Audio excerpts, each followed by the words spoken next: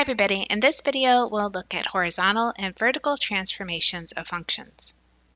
Let's look at how we will be able to tell what kind of transformation we have. So vertical transformation will look like either f of x plus c or f of x minus c. The plus c will shift the graph up c units, the minus c will shift the graph down c units. So let's look at this graph. F of x is x cubed minus 4.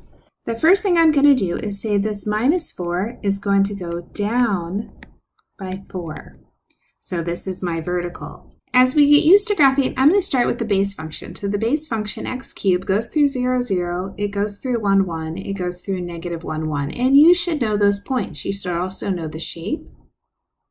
So this goes up, and then it goes this way.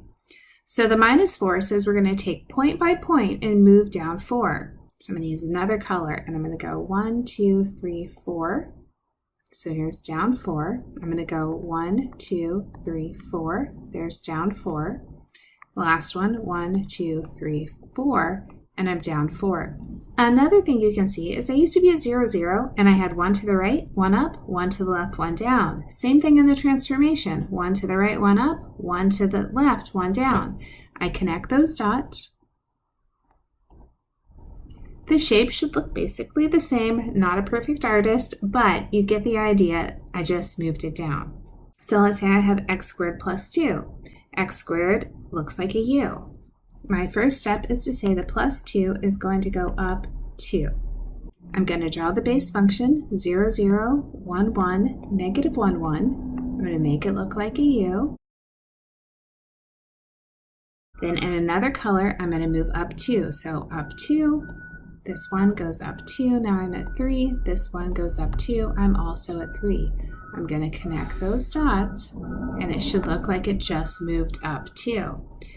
Again, you can go back and say, the original was 0, 0, 1 to the right, 1 up, 1 to the left, 1 up. My transformation, now I'm at 0, 2, 1 to the right, 1 to the left. I see those same kind of points. Our next type of transformation is horizontal, and notice now the c is inside the parentheses. So I have f of parentheses x minus c, that's a shift to the right.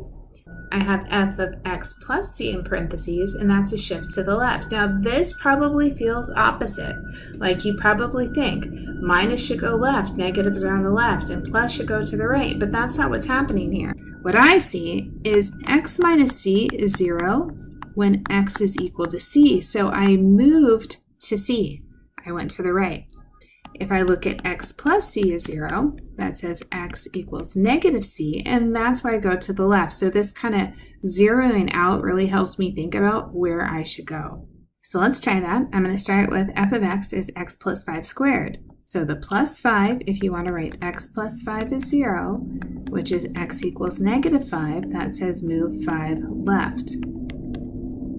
My starting function, 0, 0, 1, 1, negative 1, 1. I connect the dots.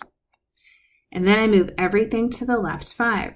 So 1, 2, 3, 4, 5 to the left. I'll have 1 on the right, 1 on the left, or you could count them and move them over. Here's my new parabola.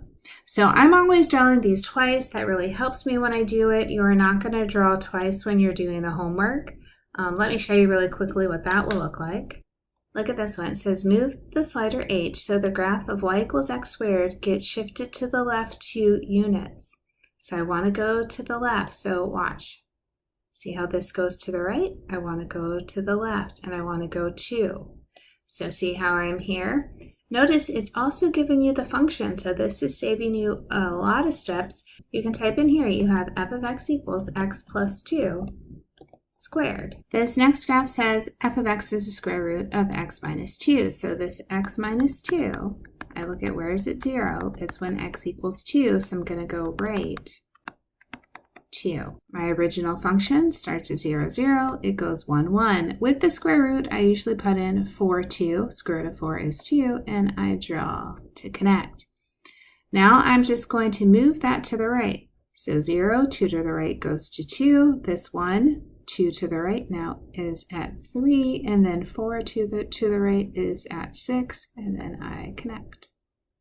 Now we're not going to draw, we're just going to talk about what kind of transformation I have. The first one, x minus 3 squared, this is going to go right, 3. Absolute value of x minus 7, this is going to go down, 7. Square root of x plus 4, that's going up, 4.